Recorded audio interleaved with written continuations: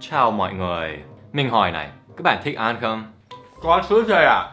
Mình cũng thế. Mặc dù nhìn đen hơi gầy, nhưng Dan lại rất thích ăn, thường ăn rất nhiều. Và trừ một số món khó ăn, Dan rất thích ẩm thực Việt Nam. Vì thế, trong video này, mình muốn hướng dẫn các bạn nói về ẩm thực Việt Nam bằng tiếng Anh. Mình không có ý định cố phiên dịch các món đặc trưng của Việt Nam sang tiếng Anh. Ví dụ như bánh xèo là Vietnamese crispy crepe with stuff inside. Như mình đã nói trong một video trước, các bạn nên gọi các món Việt bằng tên Việt luôn. Và mình cũng không có ý định nói về những cái mà các từ điển có rồi. Ví dụ, nếu bạn chưa biết xả là gì, thì tra từ điển đi. Đấy, lemongrass. Thế là đúng luôn. Thay vào đó, mình sẽ tập trung về những điều mơ hồ, tức là những điều mà mình nghĩ các bạn sẽ không biết nếu không có người bản ngữ như mình hướng dẫn. Video có 4 đoạn: nguyên liệu, cách chế biến, những điều dễ nhầm lẫn, và cuối cùng là những loại rau và hoa quả mà phương Tây không có. Bắt đầu với nguyên liệu nhé. Mình nghĩ đầu tiên mình nên nói về thức ăn quan trọng nhất ở Việt Nam. Tất nhiên các bạn biết cơm là rice, nhưng tiếng Anh cũng sử dụng từ rice trong nhiều trường hợp mà tiếng Việt lại sử dụng một từ chi tiết hơn. Hạt gạo cũng là rice, hạt thóc là rice, cây lúa là rice, và nghĩa của rice không kết thúc ở đấy. Xôi là sticky rice, còn cốm là green rice. Thế khi người ta xay hạt gạo thành bột thì nó là cái gì? Khi nói về bột của các loại ngũ cốc thì tiếng Anh là flour. Nhưng vì ở các nước nói tiếng Anh, lúa mì được sử dụng nhiều nhất, nên từ flour không được hiểu là bột mì. Còn bột gạo là rice flour. Bột nếp cũng là rice flour hoặc là sticky rice flour. Nhưng các bạn hãy chú ý, flour không được sử dụng với các loại bột. Ví dụ, bột ớt không phải chili flour mà là chili powder. Bột gia vị cũng thế, spice powder. Bây giờ trở về bột gạo nhé. Khi người ta tạo sợi từ bột gạo thì nó là cái gì? Bún đúng không?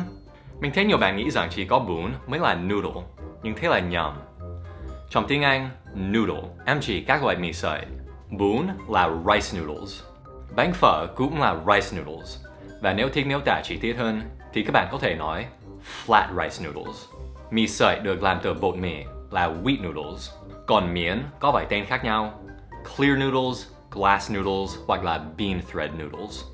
Ok, mình đã biết một số nguyên liệu rồi. Tiếp đến cách chế biến nhé. Đầu tiên, mình muốn nói về từ fry, vì từ đấy được sử dụng trong nhiều trường hợp. Rang là fry, xào là stir fry, rán hoặc chiên thì tùy. Nếu chiên theo cách này thì chỉ là fry, nhưng nếu chiên trong một nồi đầy dầu thì đó là deep fry. Từ boil cũng được sử dụng nhiều. Nó có nghĩa là cả luộc, đun và sôi. Các bạn nhớ thêm ed hoặc ing khi cần thiết nhé. Ví dụ, trứng luộc là boiled eggs. Còn nếu bạn muốn nói nước sôi kia thì nên nói the water's boiling. Việt Nam cũng có một số cách chế biến mà thực phẩm được đun bằng lửa nhỏ trong thời gian lâu. Ví dụ như kho và hầm. Những cách đó thì có lẽ không thể dịch sang tiếng Anh một cách thật sự chính xác. Nhưng nếu các bạn nói braise hoặc stew thì người bản ngữ sẽ hiểu đủ rõ. Còn một cách chế biến nữa mà mình rất thích là muối. Ví dụ như muối dưa. Cách đó gọi là pickling. Hành muối là pickled onions. Dưa cải muối là pickled mustard greens. Còn cả muối là... mình không biết cả pháo là gì. Mình chỉ biết ăn nó. Ok, khi thực phẩm đã được nấu xong thì nó chín đúng không? Đồ ăn chín là cooked, còn đồ sống là raw. Nhưng từ chín này cũng được sử dụng khi nói về hoa quả. Tất nhiên là quả chín không phải cooked, nó gọi là ripe. Còn quả xanh là green hoặc là unripe. Nói đến hoa quả xanh thì mình nhớ là nhiều bạn cũng nhầm lẫn về hai từ lime và lemon. Sự khác biệt như thế này: lime là chanh này, còn lemon là chanh vàng này. Một cái nữa cũng liên quan đến màu xanh, súp lơ này. Nếu tra từ điển thì các bạn sẽ thấy nó là cauliflower. Thế là đúng nếu nói về súp lơ trắng, còn súp lơ xanh là broccoli. Và điều dễ nhầm lẫn cuối cùng là nhiều bạn đã hỏi mình làm sao để phân biệt canh, soup và món nước. Thực tế là tiếng Anh không phân biệt, cả ba đều là soup. Còn khi bạn muốn nói về nước dùng của một món nào đó thì nó không phải water mà là broth hoặc stock. Ẩm thực của Việt Nam và ẩm thực ở các nước nói tiếng Anh có rất nhiều thứ chung, ví dụ như bắp cải, cà chua và hành lá. Còn nhiều thứ khác như sầu riêng chẳng hạn thì không có ở nước mình, nhưng nó đã nổi tiếng nên đa số người biết nó là durian. Nhưng Việt Nam còn có rất nhiều loại rau và hoa quả mà phần lớn người Tây chưa gặp bao giờ, nên tiếng Anh thực sự không có một từ nào về nó, hoặc ít nhất là từ đấy không thông dụng chút nào. Bây giờ mình sẽ giới thiệu chúng.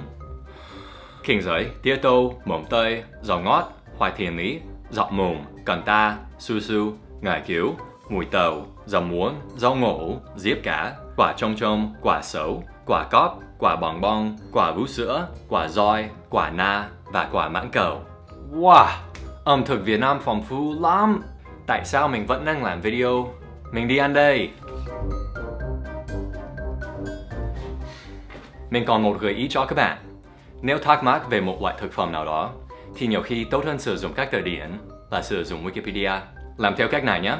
Vào Wikipedia tiếng Việt, tìm kiếm nấm hương chẳng hạn. Rồi tại trang đấy thì xuống dưới và chọn tiếng Anh. Các bạn sẽ thấy là kết quả của Wikipedia chính xác hơn nhiều so với kết quả của các từ điển. Chúc các bạn tự tìm hiểu thành công nhé. Và chúc các bạn ăn ngon miệng nữa. Ok, còn một điều nữa. Mình muốn cảm ơn tất cả mọi người đang ủng hộ mình trên kênh này. Nhưng các bạn biết rằng Dan không tự làm hết các video này đúng không? Người yêu của Dan giúp rất nhiều. Ví dụ trong cảnh này, các bạn nghĩ ai đang xào thịt gà đấy? Hoặc ở cảnh này, cái chân của Dan không cao như thế. Vậy các bạn nghĩ ai đang cầm máy quay? Chính là người yêu của Dan. 2 tuần trước đây, em ấy cùng với em gái em ấy mới khai trương cửa hàng thời trang cực đáng yêu này.